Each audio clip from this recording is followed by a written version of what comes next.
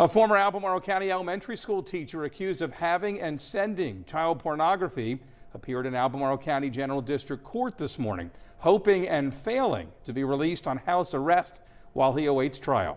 Avery Davis was in court and shares the judge's reasoning. She's live in the newsroom. Good evening, Avery. Nicholas Clark taught 5th grade at Woodbrook Elementary School.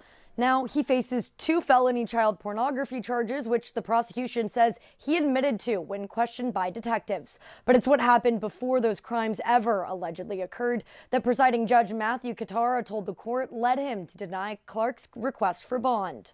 He could not help himself. It's the behavior of an addict. That was presiding Judge Matthew Katara's reason for denying bond to former Woodbrook Elementary teacher Nicholas Clark.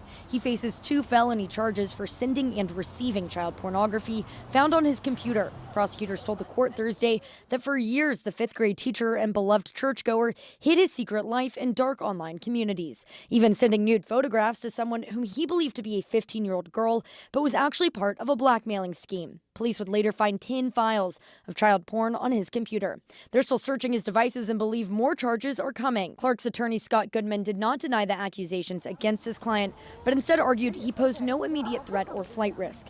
The defense brought 2 witnesses, Clark's mom and stepdad. They asked Clark be released under house arrest to their home in Augusta County, pledging to make it as close to jail conditions as possible. Judge Katara told the court the charges facing their son are just too serious. Clark is scheduled to next appear in court April 23rd for a preliminary hearing.